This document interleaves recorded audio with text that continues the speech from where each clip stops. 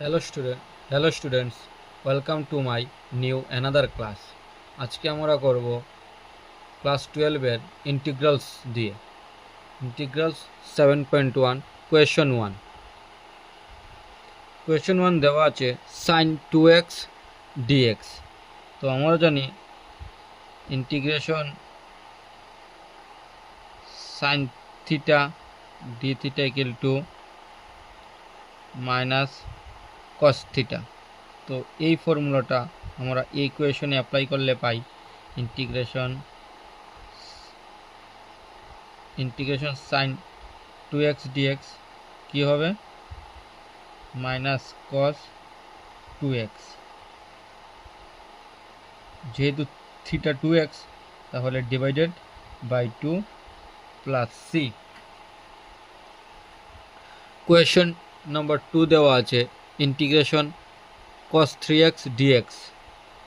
আমরা জানি integration cos theta d theta হয় sine theta.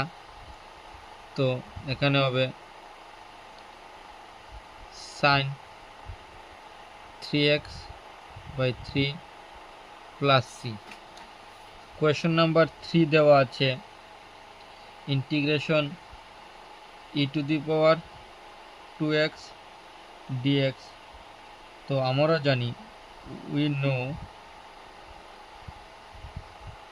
Integration e to the power theta d theta equal to e to the power theta plus C.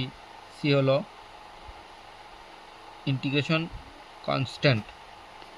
তো এটা এখানে এই ইকুয়েশনে অ্যাপ্লাই করলে পাই e to the power 2x by 2 plus C.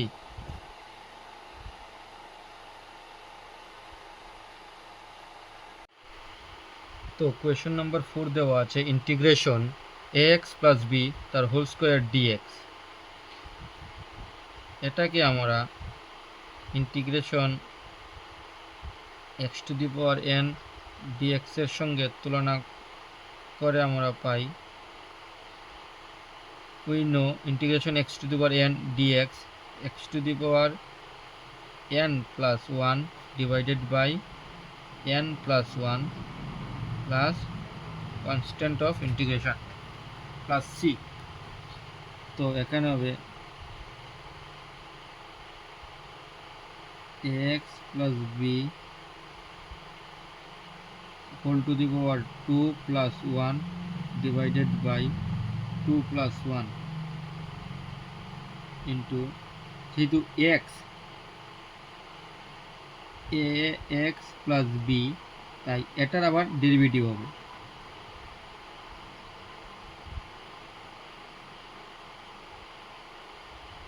ddx of ax plus b plus c। তো final answer কি হয় 1/3 ax plus b whole to the power 2 plus 1 3 into ddx of ax plus b হয় a plus C.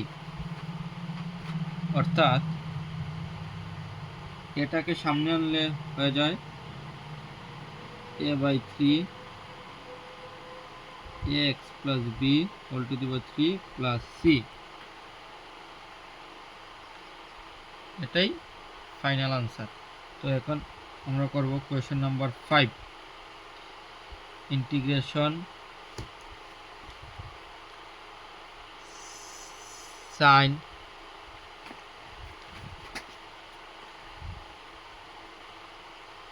2x minus 4 e to the power 3x dx।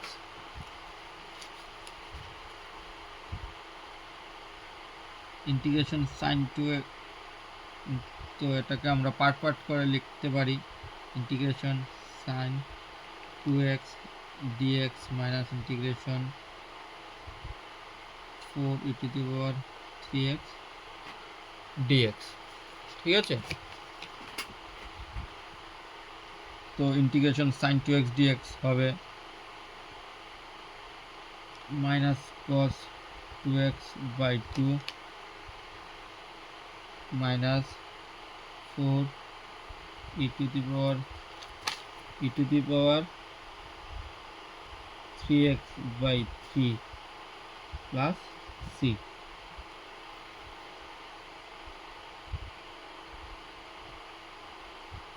এটাই answer.